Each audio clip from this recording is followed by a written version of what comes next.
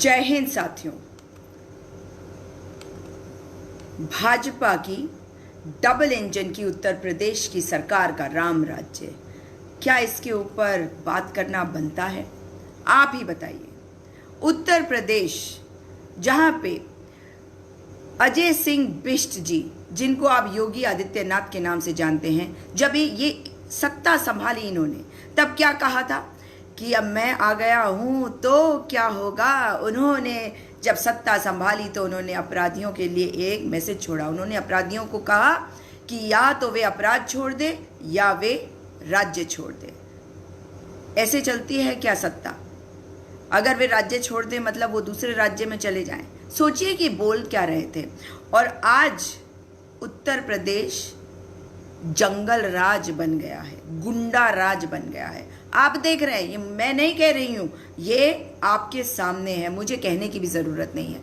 आपको पता है, मर्यादा पुरुषोत्तम राम, जब एक धोबी ने उनकी पत्नी पर लांछन लगाया तो उन्होंने पत्नी त्याग दी। उन्हें जनता की चिंता थी, क्योंकि उनके लिए जनता सर्वोपरि थी, उनके लिए जनता का हित सर्वोपरि था, उनके लिए न्याय सर्वोपरि था। मगर आप अगर देखें कि किस प्रकार से आज उत्तर प्रदेश में क्राइम बढ़ रहे हैं, किस प्रकार से अपराध बढ़ रहे हैं, क्या कहेंगे आप कि यही है राम राज्य? राम की बात करने वाले क्या राम राज्य सचमुच में कायम कर पाए? जो कहते हैं कि एनकाउंटर किलिंग होती है और मानते हैं कि उन्होंने एनकाउंटर में मार दिए, यानी कि उन्होंने वो नहीं किया जो उन्हें करना चाहिए था। यानी कि जो हमारा क्रिमिनल जस्टिस सिस्टम है वो रेट्रिब्यूटिव नहीं, रेफर्मेटिव है।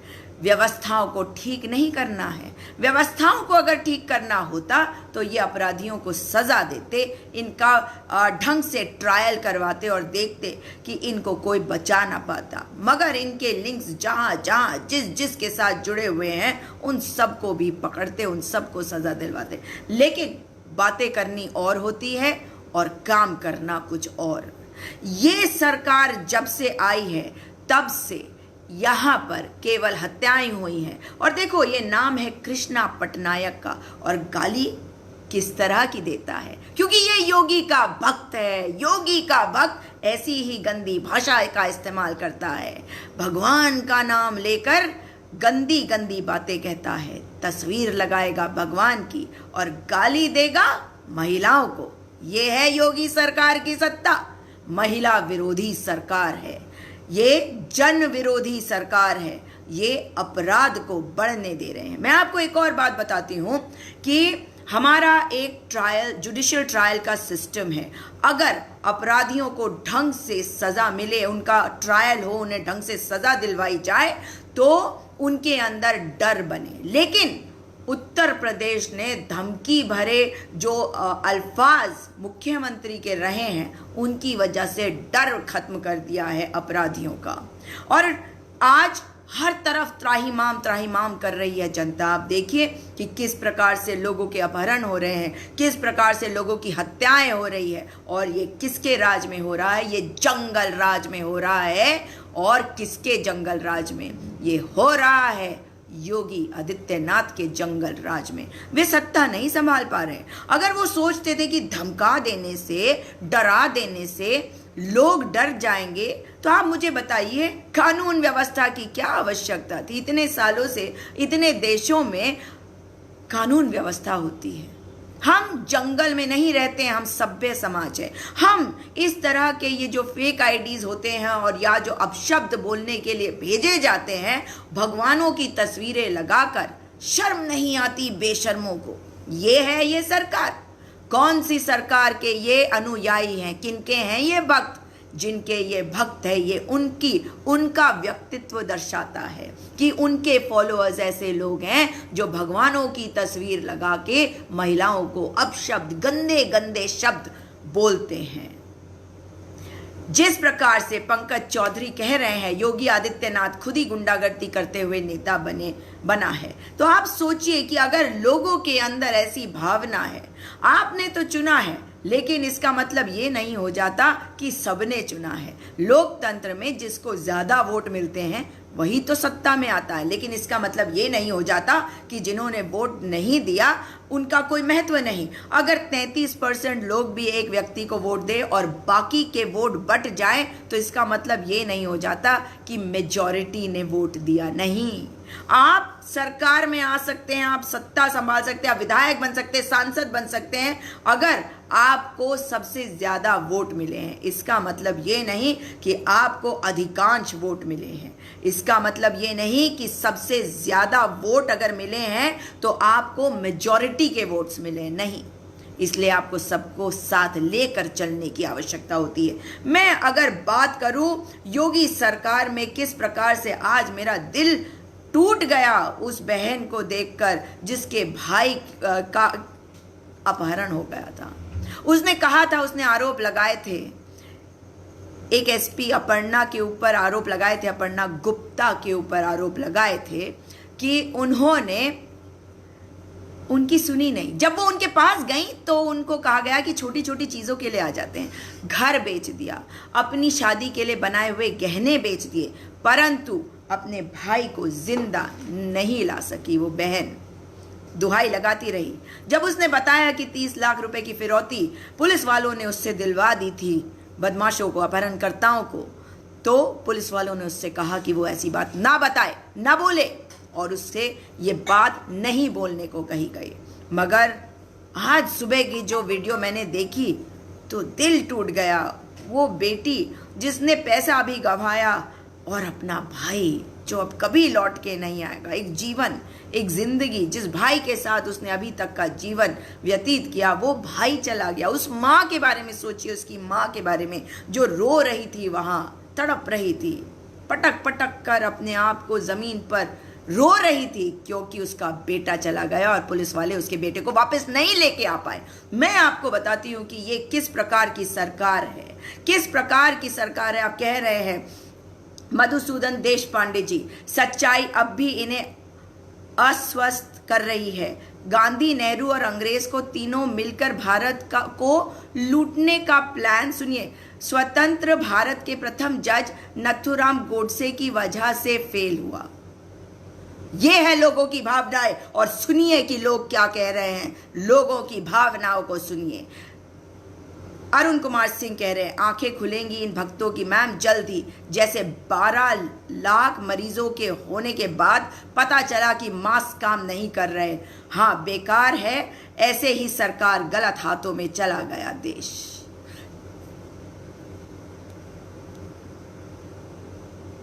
सुन रहे हैं ना आप?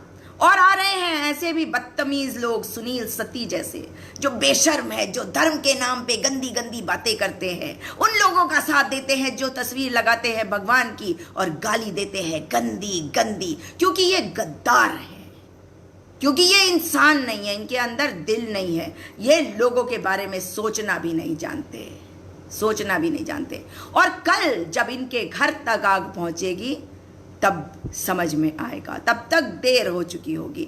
आपको योगी आदित्यनाथ जी के उत्तर प्रदेश में हो रही हत्याओं की एक लिस्ट मेरे सामने है, जिसमें एक समुदाय के बारे में कहा गया है। सुन लीजिएगा।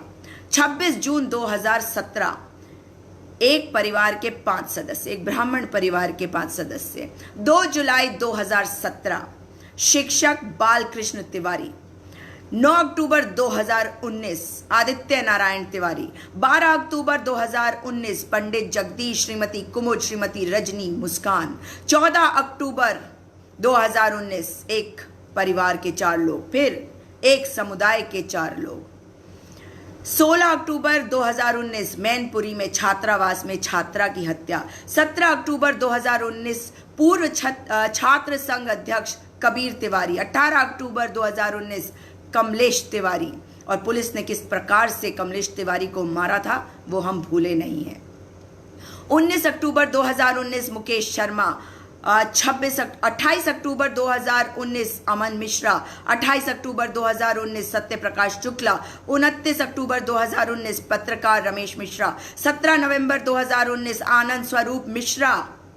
31 दिसंबर 2019 भजन गायक अजय पाठक के पूरे परिवार की हत्या। 4 जनवरी 2020 यूसुफपुर से सेवायत सोमदत्त तिवारी उनकी पत्नी समेत परिवार के कुल 5 सदस्यों की हत्या। 7 जनवरी 2020 शिशिर त्रिपाठी। 25 अप्रैल 2020 पूर्व स्वास्थ्यकर्मी राजेश्वर प्रसाद पचौरी के घर के 5 सदस्यों की हत्या। 7 मई 2020 अनुज शर्मा। 14 मई 2020 सतीश शर्मा। 17 मई 2020 संजय शुक्ला। 18 मई 2020 प्रमोद मिश्रा किसान यूनियन नेता की हत्या। 20 मई 2020 रामपुर में अनुराग शर्मा। 22 मई 2020 मेरठ प्रतापपुर में हिमांशु शर्मा। 26 मई 2020 छात्र मुदित शर्मा। 6 जून 2020 रामनाथ द्विवेदी। 8 जून 2020 पंडित महेश दत्त तिवारी। 19 जून 2020 पत्रकार शुभम मणि त्रिपाठी। 29 जून 2020 सौरभ मिश्रा की गोली मारकर हत्या। 2 जुलाई 2020 विमलेश पांडे, प्रिंस पांडे, सृष्टि पांडे, श्रेया पांडे, रचना पांडे। 7 जुलाई 2020 सपा नेता विजय शुक्ला। 22 जुलाई 2020 गाजियाबाद के वरिष्ठ पत्रकार विक्रम जोशी। विक्रम जोशी ने फोन करके बताया था पुलिस वालों को कि घर के बाहर कोई घूम रहा है। पुलिस वाले ने उनकी बात सुनी नहीं। जानते हैं वो जो पुलिस इंचार्ज था उसने क्या कहा? उसने कहा कि बहुत कोर्ट कचहरी कर ली, उसके बाद उनकी हत्या हो गई। न्याय कैसे मिलेगा? पुलिस वालों को सस्पेंड करके न्याय मिलेगा? कानपुर की आज जो खबर मैंने सुबह उठकर देखी, दिल टूट गया। एक बहन जो अपने भाई के लिए दर दर भटक रही थी कि उसका अपहरण हो गया एक लैब टेक्नीशियन का, उसकी हत्या कर दी गई थी। मगर पुलिस वालों ने उसकी हत्या उसी के मित्रों ने कर दी थी। मगर पुलिस वालों ने संजीत को वापस लाने के लिए जो रकम मांगी गई थी अपहरणकर्ताओं द्वारा, वो उसकी बहन से दिलवा भी दिया। 30 लाख रुपए उस बेटी ने इकट्ठे करे, घर बेचा, अपने शादी के लिए इकट्ठे किए हुए जेवर बेचे। मगर आज पता चलता है कि भाई तो पहले ही मर चुका था। उसके बाद पुलिस ने उनसे पैसे दिलवाए, रैंसम के पैसे दिलवाए अपहरणकर्ताओं को। फिर जब उस बेटी ने कहा कि मैंने 30 लाख रुपए दे दिए हैं, तो उससे कहा गया कि तुमने ये सबके सामने आके क्यों कहा? उसकी बात को उससे कहा कि मत बताओ ये बात, नहीं तो तुम्हारे भाई की हत्या हो जाएगी। भाई की हत्या तो हो चुकी थी हत्या। क्या हो रहा है देश में? आपको समझना पड़ेगा कि देश में कानून व्यवस्था से दुनिया चलती है। हम सभ्य समाज में रहते हैं और हम किधर की तरफ जा रहे हैं? इस बेटी के साथ जो हुआ, जो विकास दुबे जैसे आतंकवादी ने 8 पुलिस वालों के साथ किया, क्या हो रहा है? कोई भी किसी को भी मार डालेगा। इतनी हिम्मत कहाँ से आ जाएगी? इतनी हिम्मत तभी आ जाती है साथियों, जब आपको लगता है कि या तो आर या पार। अगर आप पकड़े गए तो आपका इनकाउंटर करा दिया जाएगा, आपको ट्रायल आपका होगा नहीं, तो आपको मौका भी नहीं मिलेगा। किस चीज़ का मौका? बच निकलने का। क्यों? क्योंकि कानून व्यवस्था का डर नहीं है। कानून व्यवस्था में विश्वास करने के लिए मैं आपको बार बार कहती हूँ, क्योंकि हम एक सभ्य समाज में रहते हैं। हमारे एक कानूनी प्रक्रिया है, हमारा जो कानूनी सिस्टम है। ये आप लोग बड़े खुश हो जाते हैं ना जब एनकाउंटर्स के बारे में सुनते हैं, जैसे प्रियंका रेड्डी हैदराबाद की बेटी के बलात्कारी हत्यारों के साथ हुआ। आप ये भी तो सोचिए कि आप किस ओर जा रहे हैं। इसी वजह से तमिलनाडु में एक पिता और एक पुत्र की हत्या पुलिस वालों ने कर दी, पुलिस कस्टडी में। उन दोनों की कस्टडी जुडिशियल ऑफिसर ने दी।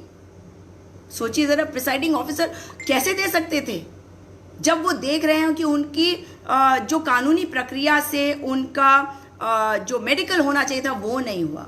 आपने देखा कि क्या हुआ विकास दुबे के मैटर में, किस से तार जुड़े हुए होंगे उसके। कह दिया कि अरे मर गया, अच्छा हुआ। बच जाता तो पुलिस वाले जो हैं इसको, या वो खुद भी अपनी बेल लेकर बाहर निकल जाता। क्यों निकल जाता? क्योंकि आप और मैं ऐसी व्यवस्था को बढ़ावा देते हैं, क्योंकि हम दबाव नहीं डाल पाते अपनी सरकार के ऊपर कि हमें नहीं चाहिए इस प्रकार की व्यवस्था। ये इस वजह से होता है। इसलिए गलती आपकी और मेरी होती है साथियों, आपकी और मेरी होती है। आप मुझे ये बताइए कि क्या ये आवश्यक नहीं है कि हम अपने देश में कानून व्यवस्था बनाने की बात करें। यूपी में देखिए कि किस प्रकार से हत्याओं का जो ये अंबार सा लगा हुआ है, ये कब रुकेगा? ये तब रुकेगा जब अपराधियों को पता होगा कि कानूनी प्रक्रिया बहुत मजबूत तरीके से उनको पकड़ेगी और उनको सजा दिलवाएगी। किस तरीके से आप देखिए, डॉक्टर कफील खान जेल में पड़े हुए हैं, उनके ऊपर, और ये पता चल रहा है कि किस तरह से उनके ऊपर केस लगाए जा रहे हैं, सीरियस धाराओं में लगाए जा रहे हैं, कौन सा एक्ट उनके ऊपर लगाया जा रहा है ताकि वे बाहर ना निकल सके। एक डॉक्टर को इस वक्त लोगों की सेवा करनी चाहिए थी, मगर वो जेल में, उन्हें बेल नहीं मिल रही। आप देखिए जो सीए प्रोटेस्टर्स है, प्रोटेस्टर्स, उनको इस वक्त उनकी धरपकड़ होती है। उनको अभी जैसे कांग्रेस पार्टी के जो माइनॉरिटी सेल के अध्यक्ष हैं उनको पकड़ लिया गया था, उनको अरेस्ट कर लिया गया था, उसके बाद अब बेल पे वे बाहर हैं। किस प्रकार से अजय कुमार लल्लू जी जो अध्यक्ष है पीसीसी उत्तर प्रदेश के, उनको किस प्रकार से जेल में डाल दिया जाता है, अरेस्ट कर लिया जाता है, कस्टडी में ले लिया जाता है। क्यों? प्रोटेस्ट करने के लिए। ऐसा तो पहले कभी नहीं हुआ, शायद 1947 के पहले भी ऐसा नहीं हुआ। और जब आप बातें करते हैं इनकी और कहते हैं कि ये गलत है, हम अपनी बात को उठाते, इसका मतलब ये नहीं हो जाता है कि हम इधर है वो इधर उधर। वो तो उधर अपने आप को कर रहे हैं, वो तो खाई को बढ़ा रहे हैं, क्योंकि वो सोचते हैं कि वो तानाशाह हैं, क्योंकि वो सोचते हैं कि वो सदैव के लिए जिएंगे। सदैव के लिए तो कोई भी नहीं जीता। ये दुनिया तो हमारे पास धरोहर है, अमानत है आगे आने वाली पीढ़ियों की। लेकिन हम कर क्या रहे हैं? हम कर क्या रहे हैं? क्या हमने इस देश की सेवा करने की कसम नहीं खाई अगर हम राजनीति में आए? क्या समाज सेवी जो हैं वो लोगों की सेवा करने की बात नहीं करते? तो क्या सबको मिलकर नहीं करना चाहिए? सत्ता हो विपक्ष हो, सबको एक साथ आकर नहीं करना चाहिए? जिस प्रकार से उत्तर प्रदेश में एक के बाद एक चीजें हो रही हैं, आपको याद होगा अभी अक्टूबर 2019 में अधिवक्ता जो मेरठ के थे मुकेश शर्मा, उनकी हत्या कर दी गई थी। मतलब कुछ भी हो रहा है और बेलगाम है। अगर किसी पुलिस वाले को आप सस्पेंड कर दे रहे हैं तो क्या न्याय हो रहा है? क्या न्याय हो रहा है? क्या ये आवश्यक नहीं कि आपराधिक मुकदमा दर्ज किया जाए ऐसे पुलिस वालों के विरुद्ध भी जो ऐसी चीज़ों को अंजाम दे रहे हैं? सिस्टम में जो कमी है उसको ठीक करने की आवश्यकता है साथियों। ये ज़रूरत है कि आप लोग भी अपनी आवाज़ को बुलंद करें। कब तक डर के जिएंगे? कब तक ये सोचेंगे कि नहीं कोई और कर लेगा, हमें करने की क्या ज़रूरत है? कब तक? आपको पता है कि आज़ादी के पहले भी ऐसे ही अंग्रेजों के सामने खड़े होने की आवश्यकता हुई थी।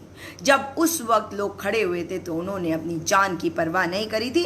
उन्हें पता था कि उसका फल वे नहीं भुगतेंगे, कोई और भुगतेगा। हो सकता है कि उनकी जान ही चली जाए, लेकिन उन्होंने हिम्मत जुटाई, गलत को गलत कहा, सही को सही, और गलत का साथ कभी नहीं दिया, गलत के विरुद्ध खड़े हुए, क्योंकि अपनी जान से ज़्यादा अपने देश की चिंता हमें करने की ज़रूरत है। अगर हम सचमुच में अपने देश को प्यार करते हैं, अगर हम सचमुच में अपने देश को प्यार करने वाले देशभक्त, देश प्रेमी हैं, तो हम गलत का साथ तो नहीं देंगे, और गलत हो तो उसके विरुद्ध आवाज़ तो उठाएंगे। किस प्रकार से उत्तर प्रदेश में कोई एक दिन, आप मुझे बता दीजिए, एक दिन बता दीजिए जो ऐसा जाता हो जब कोई हत्या, कोई अपहरण, कोई और अपराध के बारे में ना पता चलता हो। ये कैसी सरकार है उत्तर प्रदेश की? उत्तर प्रदेश में लोगों को बांटने की कोशिश करी गई। लोग डर डर के जीते हैं। घर से बाहर कैसे जाएं? अपहरण हो जाएगा, बलात्कार हो जाएगा, या हत्या ही कर दी जाएगी। क्या ऐसे समाज के बारे में आपने सोचा था? भगवान राम से प्रार्थना करती हूँ कि सद्बुद्धि दे इस सरकार को, जो आपका नाम तो बार बार लेती है मगर आपका अनुसरण नहीं करती। आपके अंदर की जो क्वालिटीज़ हैं, आपके अंदर का जो आपका जो व्यक्तित्व था, और जो व्यक्तित्व, भगवान का व्यक्तित्व तो हम सबके साथ रहता है ना? तो जो भगवान राम हम मानते हैं मर्यादा पुरुषोत्तम, ईश्वर से प्रार्थना करते हैं कि सत्ता में बैठे, सत्ता में बैठे इन लोगों को कुछ सद्बुद्धि दे। केवल भगवान राम का नाम लेकर सत्ता में ना बैठे, सत्ता में आए भी हैं भगवान राम का नाम लेकर, मगर भगवान राम ने जो जो चीज़ें करी, जो जो चीज़ें सिखाई, और आज भी जिन चीज़ों के लिए उन्हें हम याद करते हैं, उनको उनकी प्रार्थना करते हैं, मर्यादा पुरुषोत्तम, पुरुषों में उत्तम, हमारे सत्ताधारी पुरुषों में उत्तम बनने की कोशिश तो कर सकते हैं, या केवल इस प्रकार से लोगों को प्रताड़ित किया जाएगा, लोगों का उत्पीड़न होगा और जनता त्राहिमाम करती रहेगी। आप लोग अवश्य सोचिएगा इस बारे में। और जी बिल्कुल, सुनीता सजवान जी, आप जो कह रही हैं कि ये सुनील सती के बारे में, ये बेशर्म लोग होते हैं, इन्हें पैसे मिलते हैं, और मेरी वाली में तो शायद किसी ने लिखा था कि 5 रुपये मिलते होंगे, 10 रुपये भी मिलते होंगे, लेकिन उससे ये नहीं हो जाता कि आप गलत को सही और सही को गलत बना देंगे। नहीं बनेगा, समझे सती, समझे? तुम गलत हो, गंदे हो, घटिया हो, तुम्हारे नेता है ना ये, जिनका तुम अनुसरण करते हो, जिनकी तुम भक्ति करते हो, मगर भगवान का नाम लेकर अपशब्दों का इस्तेमाल करके महिलाओं को अपशब्द बोलते हो, धमकाते हो, बलात्कारी हो, हत्यारे हो, क्या हो, धमकी देते हो, गंदी गंदी बातें लिखते हो, शर्म नहीं आती? ये बताता है, ये तुम्हारे व्यक्तित्व को नहीं बता रहा, ये बता रहा है तुम्हारे नेता के व्यक्तित्व को, क्योंकि तुम उसी की आड़ में, उसी की शह पाकर ये कर पाते हो। मगर हम बैठे हुए, हम पर असर नहीं होता तुम जैसे घटिया गंदे लोगों का, क्योंकि हम अपने देश से भी प्यार करते हैं, हम मनुष्य जाति से प्यार करते हैं, हम सभ्यता से प्यार करते हैं, हम विश्वास करते हैं मनुष्य जाति की प्रगति के बारे में, हम विश्वास रखते हैं कि लोग इंसान बनेंगे, हम भारतीय दुनिया में अपनी पहचान बनाएंगे और दुनिया हमारा अनुसरण कर पाएगी। जिस तरह से देश पीछे चला गया है, वैसे नहीं, देश को आगे हम ले जाएंगे, तुम जैसे गंदे लोगों को हम हराएंगे। आइए साथियों, मिलकर प्रण ले कि इन लोगों के सामने अपनी आवाज़ को दबने नहीं देंगे। यही ये चाहते हैं, ये चाहते हैं कि हम अपनी आवाज़ को बंद कर दें, हम बोले ना, और हम ऐसा नहीं करेंगे, क्योंकि ये देश हमारा है, ये देश आपका है, इस देश को हम प्यार करते हैं, और इस देश को बचा के रखना हमारा कर्तव्य ही नहीं, हमारा धर्म है। इसलिए माँ भारती के लिए, माँ भारती के सपूत अच्छे बच्चे बनकर दिखाइए। सिंपल भाषा में कह रही हूँ, भारत माता की जय, भारत माता की जय, भारत माता की जय, जय हिंद।